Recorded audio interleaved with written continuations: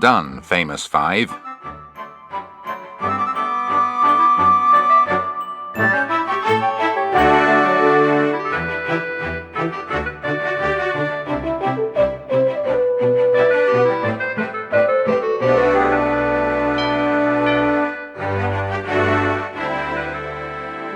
All the five were on top of Kirin Hill, looking at the wide spread of country stretched out below them.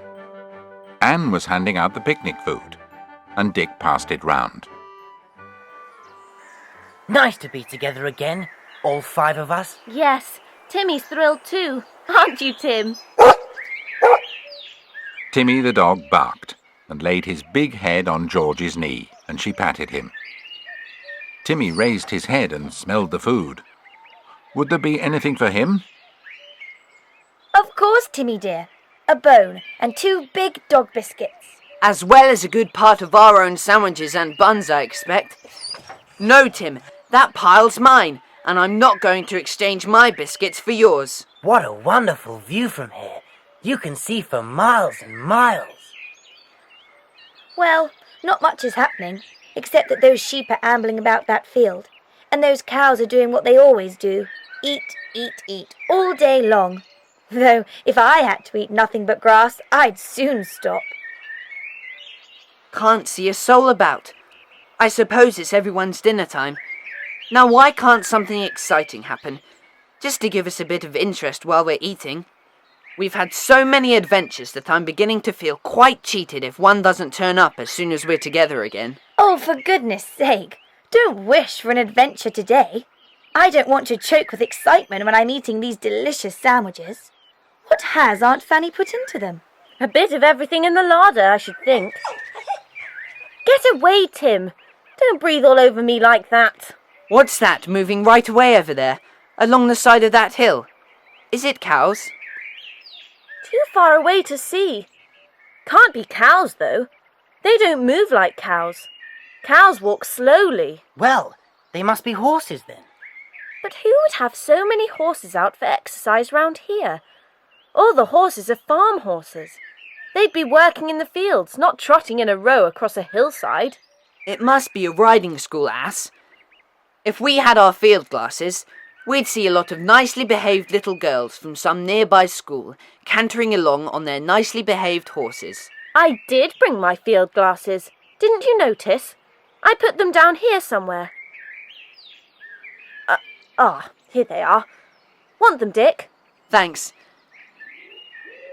Yes, it's a line of horses. About 6. Jolly fine ones too. But it's not girls who are riding them. It's boys. Stable boys, I think. Oh, of course, I forgot. They are fine racing horses from Lord Daneron's stable. They have to be exercised each day. Can you see a very big horse in the line, Dick? A magnificent creature. He's called Thunderalong, and he's the most valuable horse in the country, so they say. Dick was holding the field glasses to his eyes, examining the horses with much interest. My word, they are lovely horses. And yes, I think I can see the one you mean, George. A great horse with a wonderful head. He's the first one of all. Let me see. No, half a mo. I say, something's happening. Whatever is it? Something seemed to rush straight across in front of Thunderalong. Was it a fox or a dog? My word, he's rearing up in fright. He's in quite a panic. He's off. He's thrown his groom. Yes, he's on the ground, hurt, I think. And he's bolting. Oh, my word, he'll kill himself. A silence fell on the five.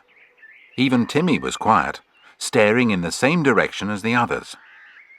George made as if to snatch her field glasses away from Dick, but he dodged, gluing them to his eyes.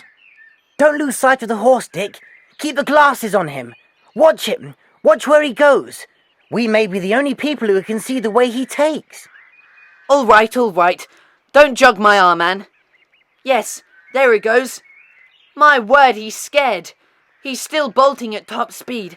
I hope he doesn't run into a tree. No, he just missed that one. Oh, now he's come to a gate. A high gate. The others had now lost sight of the horse and were hanging on to every word of Dick's. Timmy was so excited he began to bark, sensing the general excitement. George shushed him, fearing to lose something that Dick said.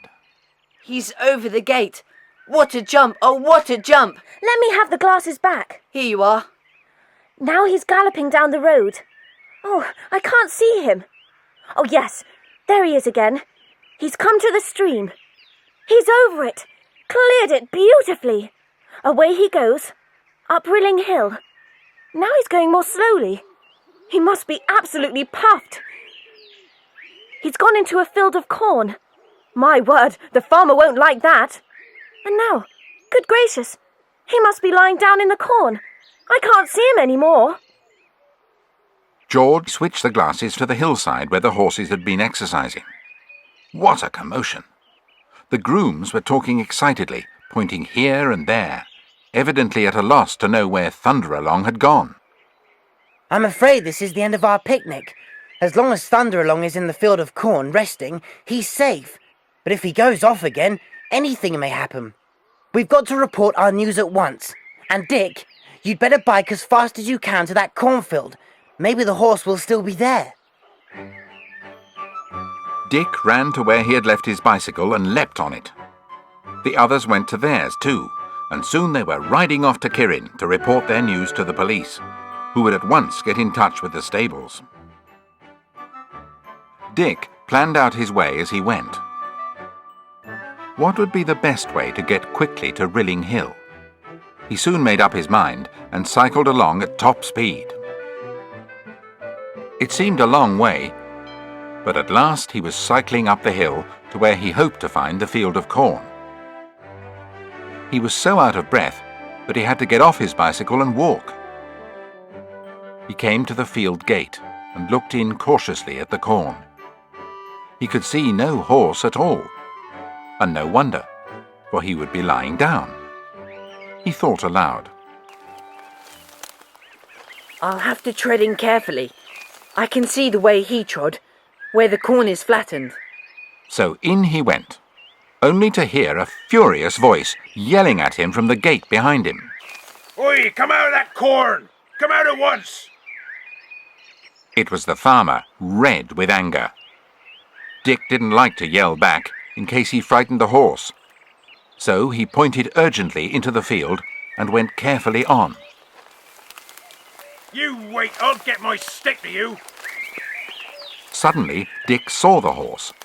It lay in the corn, ears pricked, eyes rolling. Dick stopped. Well, old beauty.